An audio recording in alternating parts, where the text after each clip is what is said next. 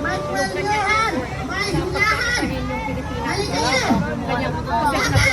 Nandito na! Marunong kami respeto, sir. Napunta sa'yo kanina. Oo. Kasama na, maraming salamat. Ulitin mo na lang. Sige. Kung sa kabuuan, ano po yung sentiment ko masasabi ng mga kababayan natin sa nangyayari yung Senate na yung majority na sa grupo na Senator Alan Cayetano ay parang inisa-isa po. May mga kaso na may iba tinatakot sa papanatapos. Yes, syempre malaki ang nakikita nating sentiment is online and Facebook. Pero to say na hindi lahat ay nasa Facebook. Syempre gusto nila pa rin ay sumuporta ang gobyerno sa peace process. Malaking bagay kasi malapit yung Bangsamoro elections. They want na may attention sa kanila sa Bangsamoro. Hindi masyado yung sa two sides, no? But Senator Robin, ang concern nila is really na siya ay hindi masaktan sa itong proseso ng paghahanap ng katotohanan. Message po sa ating mga kababayan na nakakawat-akot ako dahil sa nangyayaring ngayon. Ako po isang empleyado ng Senado, empleyado ni Senator Robin. 7 years akong war siege victim of Marawi. Wala po kaming politika, sabi nga ni Senator Robin, wala akong kalaban at naniniwala ako doon. Hindi po siya land issue or Win Gatchalian issue. Senator Robin as my boss, nakikita nyo, unifier. Issue for federal, issue for children's rights, issue for Mindanao, issue for mga katutubo. So, sana po Pilipinas, as staff, tingnan nyo rin yung mga trabaho ni Senator, yung mga bills nila, kinakailangan natin magkaisa bilang bansa para sa mga batas na kinakailangan sa oras ng mga kahirapan, digmaan sa Middle East. Dagang salamat. Dagang salamat po sa atin. Prayers to Mindanao. Isa sa mga namumuno ng Inday case, si Sir Oliver. Assalamualaikum mga brothers and sisters. Una, pasasalamat po sa ating mga Muslim brothers dahil nakita po natin ang kanilang pagmamahal sa ating anak kung paano po sila ginagabayan ng Diyos. Kaya wag niyo pong gagalawin si Senator Robin Hood Padilla dahil meron po kayong paglalagyan. Meron po kayong paglalagyan. Pero ang mga brother nating Muslim, media sa opisina. Kaya ako po ay inatasan ng senador na magpasalamat po sa effort ninyo sa masjid, Alan, Amro, sa Nasif, sa pagkilala nyo sa kanyang efforts po na mag-push ng halal governance po sa Sharifa. Importante po sa kanya yung halal na paggogobyerno, Islam, Muslim, Kristiyano ay nagkakaisa po sa pagsusulong po ng kalinisan sa lahat ng level. Ngayon, climate change ang issue. Ako po ay nagmamadali para po mag-address sa earthquake alert natin sa Sarangani, Davao Occidental, South Cotabato, Sultan Kudarat, Zamboanga del Sur, Sibugay, Basilan, Sulu, Tawi-Tawi, lahat kayo doon taga roon. Pakidua naman, Jensan. Pakipray naman po, mga lider. ang masasabi lang namin, mga kapatid, kayo po ay nanindigan. Huwag po tayo magbulag-bulagan. Kitang-kita po sa mga mata ang mga ginagawa ng mga magnanakaw na yan. Mali-malita na po. Pero sinasabi nila, mali ang laman. Naniniwala ba kayo na ang malita na kinadala sa aeroplano, kinakarga sa mga balitrap, ay mali ang laman. Yan po ay isang mali. Yan po ay isang kapulastugan na ginagawa ng ating mga namumuno sa ating bansang Pilipinas. Ngayon lang po ang aking mga sabi, yung mga na ay isaksak mo sa ilong mo. Mapalang tayo, naririto ang isang kababaihan na nagre-representa ng Bangsamoro na sa susunod.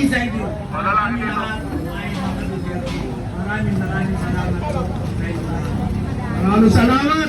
Ang susunod ay isang tinutulong leader ng mga Muslim. Siya ang presidente ng Sultanate League of the Philippines sa katapuhan ni Sultan Olo Langtang. Isang malakas na sigaw ng galit sa mga magnanakaw. Allahu Akbar! Allahu Akbar!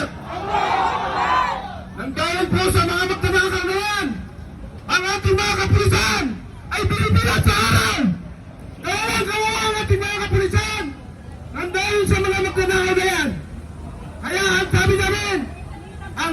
Gabriel Bilian, maging dyan sa Region 3, isa sa mga kumbulo ng One Bangsamoro National Coalition. Tawagin ko si Sultan Yahya Kabir! Allahu Akbar! Allahu Akbar! Allahu Akbar! Sana.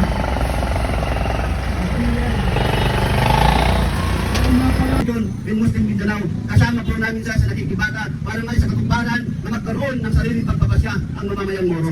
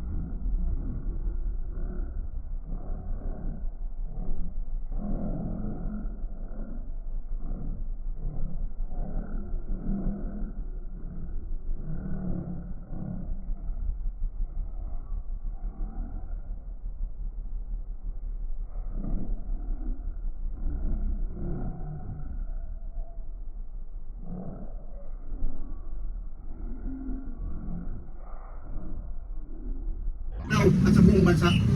Dahil dahil pinoprotektahan, pinagtatanggol niya ang mga katutubo, ang gusto ng mga katutubo. Kung ating maalala, siya ay nagsabi nitong mga nakarang araw. Sabi niya, ang Bangsamoro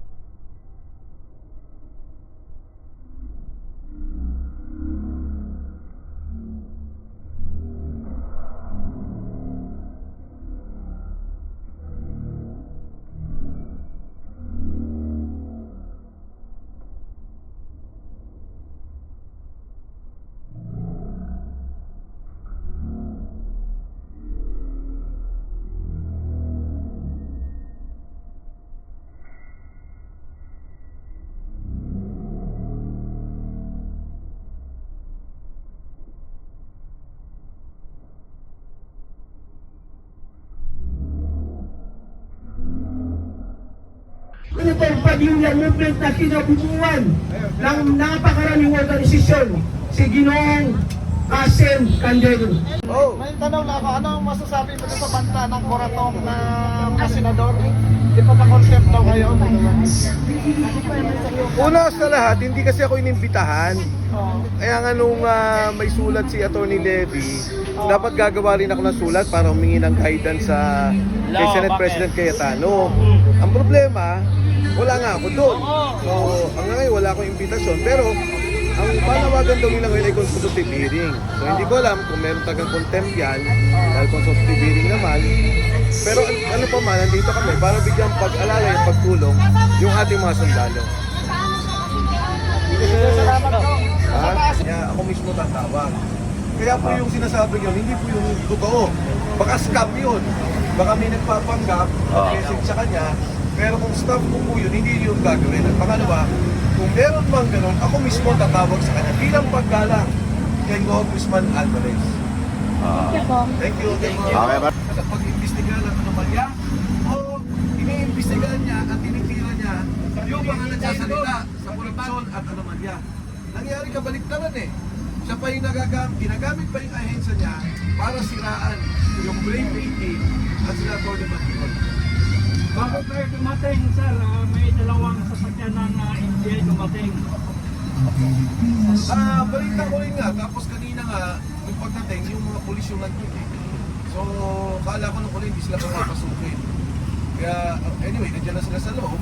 Magsasalita yung mga yan, hindi yan takot. At kaya nila magsalita. Kaya nila sa nila, mga retired, mga nasundalo. Merong 14 yun, may dadagdag pa na ito. Meron pa itong 7. Ha? 7 pa daw po may daw. 7, ha? 7 pa po daw kayo Hindi, dadagdag. 14 muna ang lalabas. 14 pa 7. 21. Kung ibig sabihin tong meron pang susunod na Blue Ribbon na pangungunahan ko nila Senator Marcoleta. Meron pa. At magsasalita pa yung 14 na mga sundalo. Nagpapasalamat ako sa kanila. Ngayon pa lang, hindi ko sila kilala. Hindi ko alam kung ano sasabihin nila. Pero, malamang-lamang, mabigat yung mga sabihin ng 14 ito. Kalagdagan at magpapatunay doon sa sinabi ng 18. Paano kaya kung totohanin ni Erwin Tulfo yung banta niya na may pipeluan siya pag nag-7 million Blue Ribbon na ulit sila? Ano naman nata, yung pagbabanta niya, umaling na naman siya doon. Pero yung pagbabanta niya, di ba sa kapwa niya sila doon? Palagay ko, hindi pa payag yung 18 months. Baka mamuntong po siya. Sabi ni Senator Ruben Padilla, unahin daw siya kuliluhan eh. Oo nga. Yun ay mga kasama, iwas tayo sa fake news kasi nagsagot na si Ruben Padilla doon na hindi niya pahayag yun. Okay. Nagsalita siya mismo na hindi niya pahayag yun. At least klaro. Oo. Iwas tayo sa fake news. Dapat doon tayo sa page mismo ni Senator. So, ibig sabihin kung wala, hindi kayo kasali ngayon sa pinatawag. Hindi ako pinatawag eh, dapat ka-attend ako. Pero kanina umaga, nag-coordinate ako dun sa mga sundalo, kino-coordinate yung mga nangyayari. Kaya medyo nahuli ako sa pagdating dito. Pero, dinouble check ko eh, dahil nga dapat susulat din ako kay Senator Cayetano. Na ano ba doon? Susulat sa amin. Pero wala nang official na binigay sa akin. Baka sabihin naman, nagpipisita ako na hindi naman ako inimbitahan. So walang subpoena dumating sa iyo, Kong? Walang imbitasyon. Doon sa 18 Marines, Kong, meron ding subpoena. Meron. Atty. Levy, tapos pinanggit yung ibigay. Kami na lang mag-iimbita sa iyo. Yan! Ayan, mga kababayan, Pero si hindi natin, Congressman Mike pa Defensor. tayo, hindi pa tatapos. Sa mga kababayan po natin na nanonood ngayon, kung gusto nyo po magpunta rito, sumama po kayo sa amin kasi hindi mo natin alam ang mangyayari. At kami po naman nandito para proteksyon natin. Bigyan ng kahit pa paano, alalay, yung ating 18 Marines, yung mga Brave Philippines at si Atty. Matigol. Salamat po. kami doon kung lahat kami. Kasama kayo. Yes. Hindi, pero tayo magiging unang magdedepensa eh. Yes, opo. Salamat ha. At harap sila sa committee mismo. Consultative hearing ang sinasabing pag-uusap ngayon. Itong patawag na ginawa nila. So, hindi ba yan ang formal talaga na Blue Ribbon? Hindi ko alam kung anong ano nila doon, pero sila mismo nagsalita na consultative hearing. Supposedly walang contempt yan. Kaya ako naman kasi walang imbitasyon. Ako mismo, sinasabi lang na sa social media may imbitasyon ako, pero ang official na imbitasyon dyan lang sa 18 Marines at kay Atty. Matigol. Hindi kailangan na pumunta sa Kung anong masasabi mo? Kung anong masasabi mismo kung ayaw daw papasukin yung 14 eh. Kaya napapresko na lang sa office ni Yan, Robin yung Padilla. 18 yan. Yung 18 kanina, ayaw papasukin. Tapos ngayon, pinayagan na nila, nandun sa office si Senator Robin Padilla. Pagkatapos naman, bababa sila. Hahanap sila kung papayagan sila. Sinasabi, kaya sila mismo, lalabas sila at magsasalita tungkol dito. Hindi ko sila nakikita, hindi ko sila kilala. Baka sabihin ni Pero Matipag, nag-signify bayad na. na naman yan. Ha? Baka sabihin ni Matipag, bayad na naman yan. Sa kanya. Sabihin niya naman, bibigyan mo na naman ng Oo, grabe, oh. Nakita niyo naman, hindi na ako sumagot. Sila Ano na yung masasabi mo na ano, yung magpo-question ay isa ring akusado? Narinig ko na si Atty. Levy, nagsalita naman siya eh. Di ba sabi niya, decency, kailangan naman, huwag siya mag-preside doon sa meeting. At pabayaan niya magsalita yung mga Marines. Wala naman eh, pwede naman siya magsalita eh. Pwede siya magtanong. At nandyan yung mga Marines, minomonitor ko rin. Siguro pagkatapos ng press conference, tapos na ba? Tapos na ba? Kaya ano naman nagkatapos na. Ang pondo ng bayan na para sa mga mamamayan. Sir, sa tingin niyo, sino po yung ugwat at sino yung punot dulo ng lahat ng kaguluhan ito? Actually, ang punot dulo ng lahat ng ito, walang iba kundi ang ating Pangulo. Bakit niyo po sir nasabi na siya po yung punot dulo ng lahat? Bakit? Kung isang executive order lang ng Pangulong BBM, lahat yan mawawala. Lahat yan uuwi ng bahay. Lahat yan magiging payapa tayo. Isang executive order lang ng Pangulong BBM, lahat tayo dito uuwi ng ating tahanan na may kasiyahan. Subalit dahil walang executive order, napapanood niya kung anong kaganapan. Pero bakit wala siyang aksyon? Bagkos, itutok mo doon sa mga barbed wire. Ayan ang ipinadala sa atin. Barbed wire. Ano tayo mga baboy? Hindi natin gusto ang kaguluhan. Hindi natin kaaway ang kapulisan. Ang kapulisan, biktima rin yan. Sumusunod lang sila sa trabaho nila. Yung mga security natin, sumusunod lang din sa trabaho nila. Pero ang masaklap, ang nag-uutos sa atin, sila pa ang umaagrabyado at umaapi sa atin. Salamat sir. Salamat. Thank you. Parang emotional ka ngayon masyado sir. Yes, emotional ako kasi muntik na nilang hindi papasukin ang 18 Marines natin. Walang karapatang pigilan ang 18 Marines dahil sila ang maghahayag ng katotohanan, dahil sila ang may personal knowledge para isiwalat kung sino ba talaga ang tunay na involved. Alam niyo kung tutusin, kawawa na ang bansang Pilipinas. Kaya kailangan natin magkaisa. Ayaw po natin ang kaguluhan. Ayaw po natin ang karahasan. Pero sila po ang gumagawa nito para magsiklap ang mga damdamin ng mga mamayang Pilipino. Sir, Nakita niyo yung kagat ko ng lamok. Dito na ako natutulog sa Senado. Ayan ang ebidensya. Puro kagat ng lamok. Pero hindi ko alintana ang kaya. Ano masasabi mo na si Tulfo ay involved sa Marimalita? Bakit siya ang hahawak ng Blue Ribbon? For delikadisa, dapat mag-resign siya as chairman ng Blue Ribbon Committee. Di ba tama? Walang resign dahil hindi naman siya kinikilala. Correction please, hindi pa po siya chairman ng Blue Ribbon Committee. Yan ay kinuha nila without consent of the Filipino people. Tayo ang tunay na mamamayan, ang tunay na gobyerno. Hindi sila dyan. Dahil kung wala tayo, wala sila dyan. Tayo ang tunay na gobyerno. Tayo ang may supreme power. Tayo ang binigyan ng batas na makapangyarihan sa lahat. Wala yung mga military, wala yung mga senador, wala yung mga senado na yan, mga congressman. Tayo ang tunay na kapangyarihan. Pagkaisa lamang ang mga mamamayang Pilipino, kaya nating talunin ang mga buwan. Si Senator Pia Cayetano, mananatili silang dalawa na hahawak na investigasyon para sa transparency and accountability. Yung pong ginagawa nila ay proteksyon para sa bayan at mamayan. Pero yung ang agaw ng pesto, ng agaw ng liderato na sila Gatchalian at Tulfo ay gusto lamang nilang pagtakpan ang kanilang involvement sa mali-malitang usapan. Yun po ang katotohanan. Kaya ang 18 Marines ay narito muli. Saludo sa 18 Marines dahil pinanindigan nyo ang inyong katapatan sa bayan at mamayan. Ito pong nangyayari dito sa Senado, hindi na po ito usapin ng politika lamang. Ito po ay usapin na ng kinabukasan ng bayan at ng mamamayan. Kaya ito po ay maliwanag na